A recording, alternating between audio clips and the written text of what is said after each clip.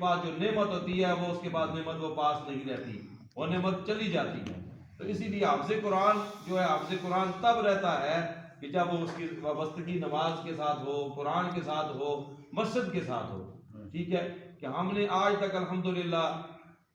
خوش آمدید کہتے ہیں ان کے دادا جی کو جو تشریف لائے ہیں، تو میں یہی کہنا چاہ رہا ہوں کہ الحمدللہ آج تک ہم جو اس ماحول کے ساتھ وابستہ ہیں، اس کے پیچھے جو جس مسجد میں میں یہاں بیٹھا ہوں، اس مسجد کے ساتھ میرا تعلق 25 سال سے ہے۔ ٹھیک ہے، تو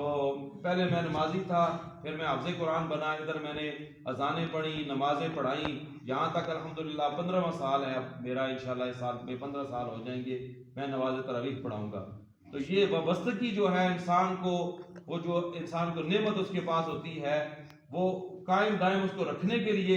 مسجد کے ساتھ، نماز کے ساتھ اور ایسے لوگوں کے ساتھ تعلق قائم رکھنا جو دین کے ساتھ محبت کرنے والے ہوتے ہیں، تب انسان کے پاس وہ اللہ کی جو عطا کردہ نعمت ہوتی ہے وہ اس کے پاس وہ محفوظ رہتی ہے۔ تو میں آج کے اس موقع پر تمام حفاظ کرام جتنے یہاں تشریف فرمائے ہیں، اور خصوصیت کے ساتھ آج جو ہمارے بیٹے محمد احمد رضا نے یہ حفظ مکمل کیا، اس کو میں یہی اپنی طرف سے وصیت اور نصیحت کرنا چاہتا ہوں کہ یہ قرآن کے ساتھ ہمیشہ وابستہ رہے، اور میں اپنی وہ بات کروں گا اپنے زبان میں، اپنے الفاظ میں، کیونکہ میرے استاد جی کا فرمانا اور ان کے الفاظ تو بہت خوبصورت تھے، وہ اپنے انداز میں کہتے تھے، لیکن میری جتنی جسارت ہے، جتنا میرا ایک علم ہے، اس کے مطابق یہ میں کہنا چاہتا ہوں کہ یہ بچہ اگر قرآن کے ساتھ صحیح طور پہ وابستہ رہے گا، قرآن کو یاد کرے گا، 5 وقت کی نماز پڑھے گا، والدین کا فرما بردار رہے گا،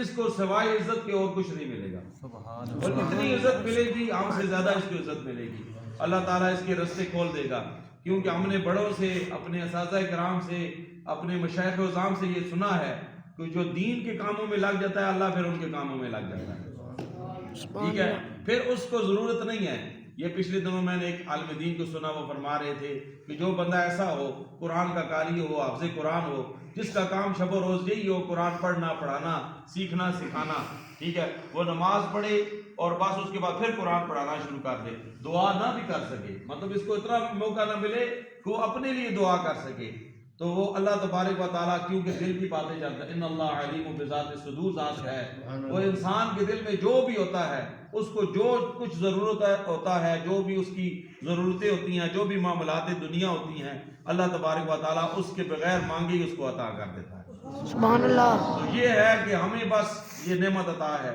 دیکھ لیں آپ کے سامنے، میں نے فاروق بھائی جو ہے ہمارے شروع کے، جب میں اسٹوڈنٹ تھا اس وقت سے میرا تعلق ہے، الحمدللہ یہ دعوت اسلامی کے ساتھ جو میرا ایک تعلق قائم ہوا، ان کے ساتھ ہم نے ایک مدنی قافلہ بھی کیا تھا ایبٹ آباد کا، بڑا ایک یادگار ہے، کبھی کبھی ہم بیٹھے ہوتے ہیں تو یاد کرتے ہیں نا، جو اچھے لمحات ہوں، جو خوبصورت لمحات ہوں، جو اللہ اور اللہ کے رسول کی محبت میں گزرے ہوں، وہ ہمیشہ یاد رہتے ہیں۔ تو یہ وہ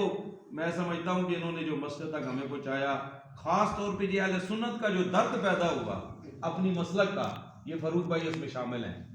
میں اللہ کے گھر میں بیٹھ کے یہ بات کرنا چاہتا ہوں، ہے جی، یہ ہے شامل۔ اس وقت ہم جہاں دل کرتا تھا نماز پڑھ دیتے تھے، جس کے پیچھے دل کرتا تھا نماز پڑھ دیتے، اب نہیں پڑھتے۔